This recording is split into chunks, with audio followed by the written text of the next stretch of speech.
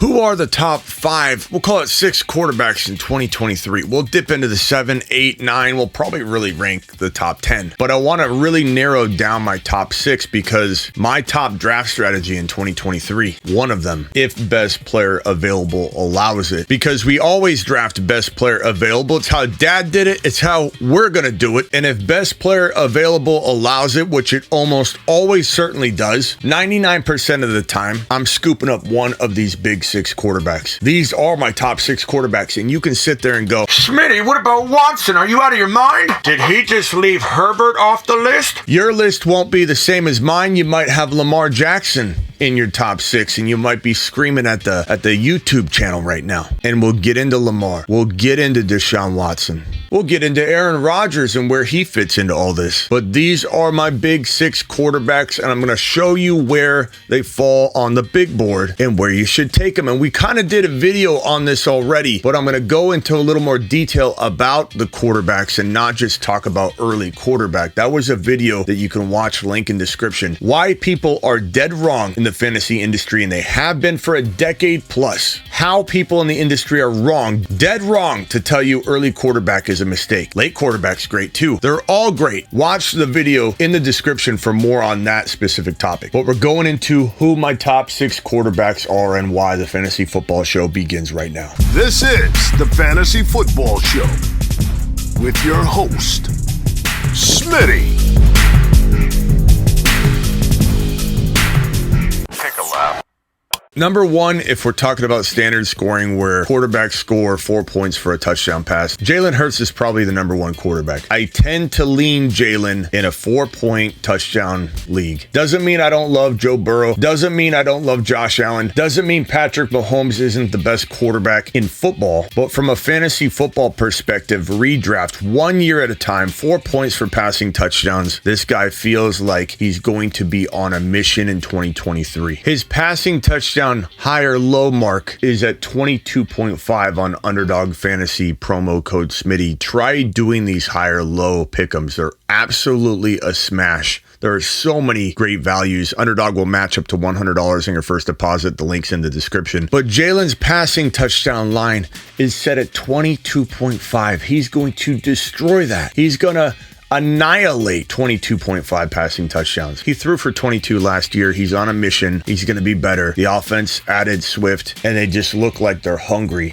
for an NFC championship and a seat at the big table one more time to win it all. This guy is going to crush in 2023. And that doesn't mean I don't love Burrow more in terms of cost of entry. So understand the context of this video. I'm going to swing around and tell you that this guy, and I'll ruin it right now, is my number 1 overall quarterback given cost of entry. And let's just swing into it right now and just say that Burrow's going in round 4. Mahomes is going in 2. Allen's going in round 2. Jalen Hurts is going in round 2. The difference between Burrow and these 3 quarterbacks is not much at all, if anything. In a 6-point per TD pass league, I might have him number 1. But in a 4-point per touchdown league in terms of throwing, he's still right there with these guys. He might be 3 for me. I might have him 3 or 4. If it was up to me and I was in a coma coming out of the 2022 season and I woke up right now, I'd say, hey, yeah, all 4 of these guys are in the second round, right? They all have to be in round 2. Why would Burrow be treated any different? So understand the context of what I'm saying. I'm ranking quarterbacks, but I'm also going to tell you because he's so darn close to these 3 guys, if not somewhere in between, or even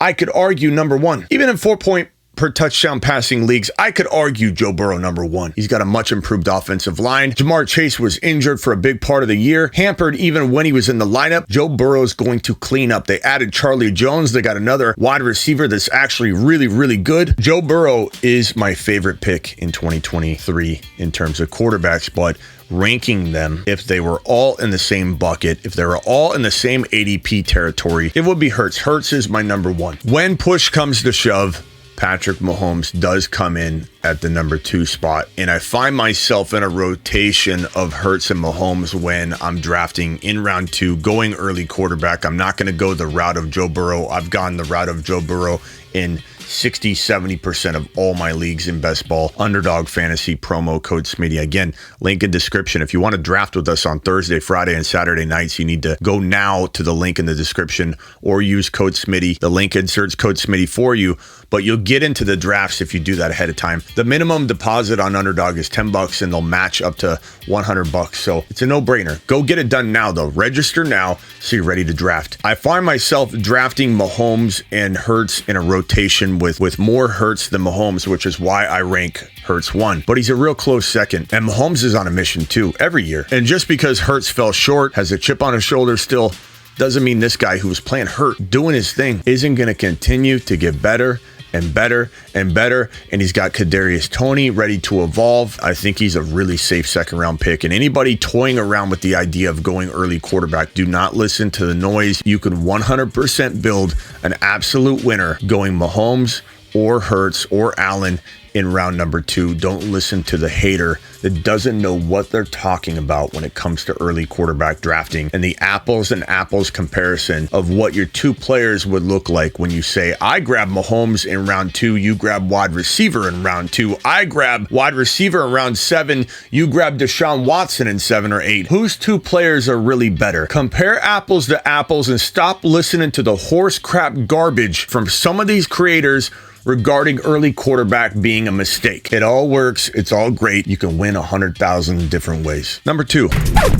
Pretty easy decision when it comes down to it, just based on my knee-jerk reacting that I'm doing when I'm on the clock. I don't think I have a real rhyme or reason why he's ranked ahead of Josh Allen, other than maybe he's going to be less consistent. These guys feel like they'll make less mistakes. I feel like they come with some security. I feel like Josh Allen with the whole Diggs situation, Diggs is unhappy. Buffalo can be up and down offensively, and lately they haven't looked as good as the Chiefs and Eagles. So I don't think this is a crazy thing at all. I'm not saying Allen can't be the number 1 fantasy football quarterback. In fact, I'll say this. He will rotate in and be the number 1 fantasy football quarterback in 1 out of every 4 or 5 years in the next decade. He's that good. He will have that year where he throws for 45 passing touchdowns. He'll have a year where he just has an unbelievable amount of rushing yards and rushing touchdowns on top of having a 40-plus touchdown season. He runs a little more aggressively. Not that Hurts doesn't run a lot. He's obviously a bigger boy than Hurts, but he does run with reckless intent on his own body, and he's more likely to get hurt, in my opinion, than either of these two, even though both these guys were injured last year. And so was Allen, but he is so reckless with his own body beyond what these guys are doing because he's got heart of gold and he wants to run that football into the end zone every single time he touches it. I love it about Josh Allen, but it is an added risk that he could get hurt at any moment given how much he runs and how much he takes abuse willingly. But yeah, consistency is what I feel a little more. They're all in round 2. It's not that hard of a decision to make to go Josh Allen over these two or to go Mahomes over Hurts. We're really splitting hairs at this point, but if I had to rank it, it feels like consistency lies here. Once in a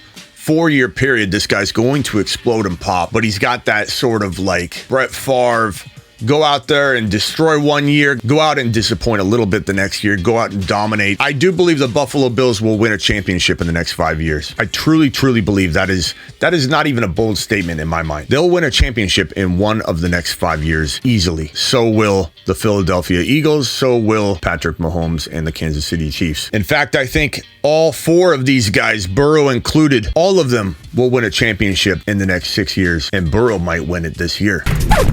Which leads me to my number 4 overall player, this guy, Joseph Cigar Smoking Burrow. People are getting burrowed left and right, and people are going to remember it. Get burrowed.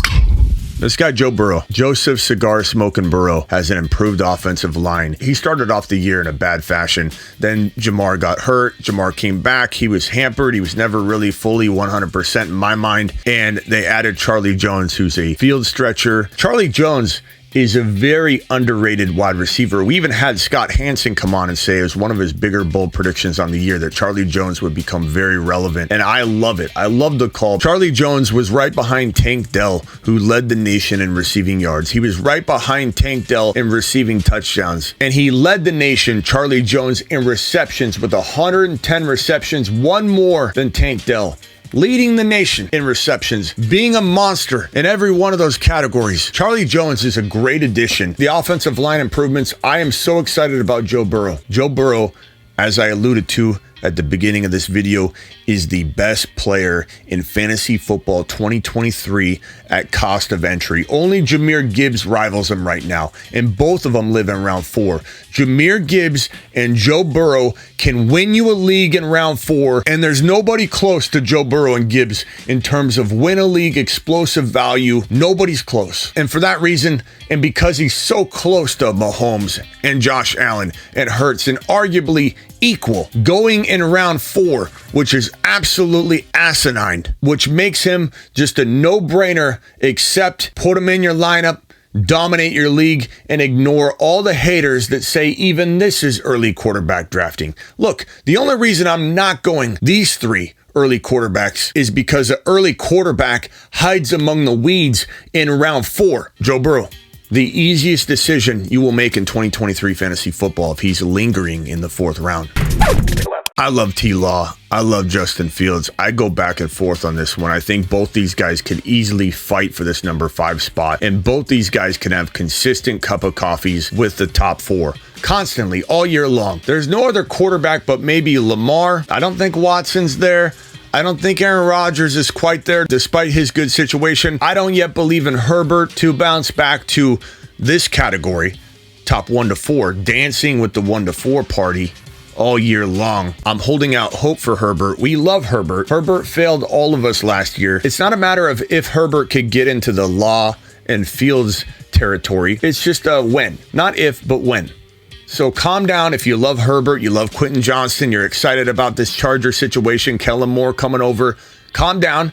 I'm excited about it too, but when you're looking at these solid options, it's a no-brainer, no-brainer, no-brainer, and these guys don't even rank inside the top 3. Why mess around with it at all when these guys are already steals? Yeah, maybe Herbert's great in round 6 and 7. I get it, but T-Law is sitting in there in that territory as well. Fields is in round 5 as well. Think of these as escape parachutes and you're on a plane that's going down. Parachute number 1, 2, and 3 are taken, or you just run the risk that you want to jump straight to the final parachute and stay on the plane a little longer. I'm fine with that. Any one of these 4 scenarios is amazing. I'm probably waiting on the plane for Joe Burrow. If someone grabs that parachute, the next escape parachute is Fields in round 5. Someone grabs that, the next escape parachute is Trevor Lawrence in round 6. You're just not going to probably 99.9% of the time need another parachute. So you can say, I love Watson in round 7 and 8. It's such a great value. I can see you typing in the comments right now. Watson's a great value in 7 and 8. Good. Go entertain it. Smitty, I like Herbert. He's a great value in 7. Great. Go check it out. Tell me how it works. I'll go ahead and take this guy Dotson in round number 7 while you take Herbert, who I love. I'm not saying he's a bust, but give me T-Law. I'm not losing a wink of sleep when I get Dotson in round 7, or I get Charbonnet in round 8 if you end up getting Deshaun Watson in round 8. Give me T-Law earlier. It doesn't bother me that I got to go a little bit earlier, just a round or 2, just a little roundy poo or 2, a little earlier, and get my little T-Law. I'll take T-Law all day long, right in the 6-7 round territory. There's not a reason in the world you can give me to wait one more round or 2 to get a little more value somewhere when this guy's staring 38 passing touchdowns in the face. And while we're on that topic, guess what his higher low line is on the Pick'em on Underdog Fantasy? 26.5 touchdowns. That is such a smash. Link in description, or use promo code Smitty and get that double bonus match up to $100. Guys, there's no easier line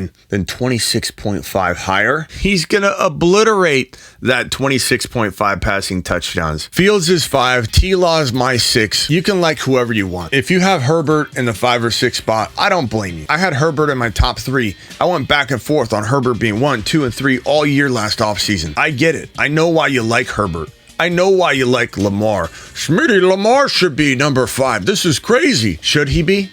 Should he really be? A guy that everybody and their mother doubted the entire offseason, ripped on him constantly. He gets a new deal. He gets Zay Flowers, who should be good for him, and that puts him back in the conversation of 6'7", 5'6", I agree, but he doesn't crack my 5 or 6. He's in my 6'7" spot with Herbert, with maybe Aaron Rodgers. You have Lamar higher? That's fine. He had a PCL injury that almost required a surgery. He had a PCL tear in between a grade 2 and a grade 3. On the back of the knee here, it's really in the middle, but on the back of this model, you can see the PCL and ACL crossing each other. They're responsible for keeping this knee joint tight so your knee doesn't slide forward or backward and tear ligaments and meniscus. His tear was so severe that he got second opinions. He sat out the entire end of the year. He wasn't just doing that for his contract. Part of him was looking out for his health, but he also didn't want to re-injure this PCL, which had a grade 2/3 injury, and who knows if that's going to be fully 100%. Think of your ligament like